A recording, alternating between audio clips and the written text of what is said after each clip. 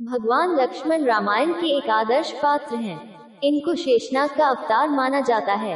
रामायण के अनुसार राजा दशरथ के तीसरे पुत्र थे। उनकी माता सुमित्रा थी। वे भगवान राम के छोटे भाई थे। इनकी पत्नी उर्मिला थी, जो कि सीता की छोटी बहन थी। इन दोनों भाइयों राम लक्ष्मण में अपार प्रेम था। उन्होंने राम सीता के साथ 14 वर्षों का वनवास भोगा था। कौशल्या और कैकेयी इनकी सौतेली माता थी। इन सभी चारों भाइयों की एक बड़ी बहन जो कौशल्यानंदिनी देवी शांता थी।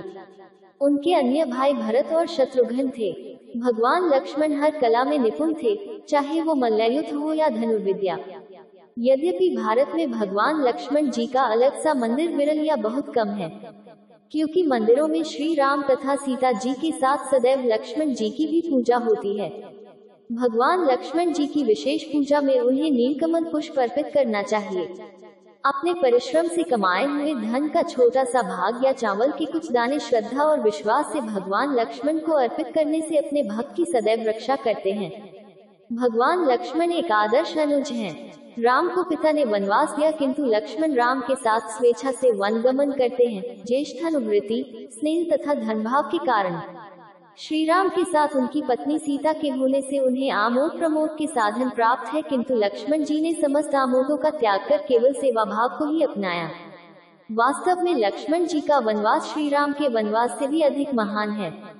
लक्ष्मण जी सीता स्वयंवर में अपने बड़े भाई राम पर परशुराम के क्रोध को स्वयं में समाहित कर लिए थे और वाद विवाद में परशुराम के क्रोध और घमंड को चकनाचूर कर दिए थे, जिसमें लक्ष्मण जी का तर्क था कि शिवधनुष के लिए अगर परशुराम प्रहार करेंगे तो श्री राम की रक्षा के लिए लक्ष्मण भी प्रहार करेंगे।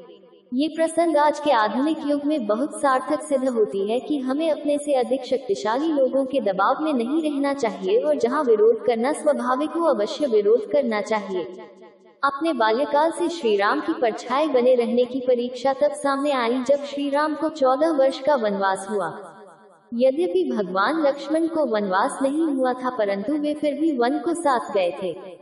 इसके अतिरिक्त दुर्वासा ऋषि के आगमन पर श्री राम के वचन बंधन के कारण लक्ष्मण जी को मृत्यु दंड मिला। तब राजदरबार में हनुमान जी के परामर्श पर श्री राम ने मृत्यु के स्थान पर लक्ष्मण जी का त्याग किया, परंतु लक्ष्मण जी ने बड़े भाई के वचन का मान रखने के लिए सरयू नदी में जल समाधि ले ली थी। वाल्मीकि रामायण के अनुसार दानव कबंध से युद्ध के अवसर पर लक्ष्मण राम से कहते हैं, हे राम, इस कबंध दानव का वध करने के लिए आप मेरी बलि दे दीजिए। मेरी बलि के फलस्वरूप आप सीता तथा अयोध्या के राज्य को प्राप्त करने के पश्चात आप मुझे स्मरण करने की कृपा बनाए रखना। सीता की खोज करते समय जब मार्ग में सीता के आभूषण मिलते हैं तो राम लक्ष्मण से पूछते हैं, हे लक्ष्मण, क्या तुम इन आभूषणों को पहचानते हो? लक्ष्मण ने उत्तर में कहा, मैं न तो बाहों में बंधने वाले केयूर को पहचानता हूँ और न ही कानों के कुंडल को। मैं तो प्रतिदिन माता सीता के चरण स्पर्श करता था, अतः उनके पैरों के नूपुर को अवश्य ही पहचानता हूँ। सीता के पैरों के सिवा किसी अन्य अंग पर दृष्टि न डालने सदाचार का आदर्श। बड़े भाई के लिए 14 वर्षों तक पत्नी से अलग रहना वैराग्य का आदर्श उदाहरण है। यद्यपि भगवान लक्ष्मण को अत्यधिक व्रताप्रेमी होने का आरोप लगाया जाता है, परंतु भगवान लक्ष्मण धर्मयोगी और निष्पक्ष थे और इसका प्रमाण उनके जीवन काल की कई घटनाओं को तर्कपूर्ण विचार करने से ज्ञात होता है। जैसे माता सीता के अग्नि परीक्षा के समय श्री राम पर उनका क्रोध और विद्रोह करना उनकी निष्पक्षता को प्रमाणित करता है। अपनी पत्नी उर्मिला को वन के कष्टों से दूर रख राजकुमारी की तरह अयोध्या में छोड़ना, 14 वर्ष के वनवास काल में ब्रह्मचर्य का पालन करना उनकी सच्चे प्रेम की निशानी है। अपनी माताओं की सेवा हेतु पत्नी उर्मिला को अयोध्या में छोड़ना मातृ प्रेम को दर्शाता है।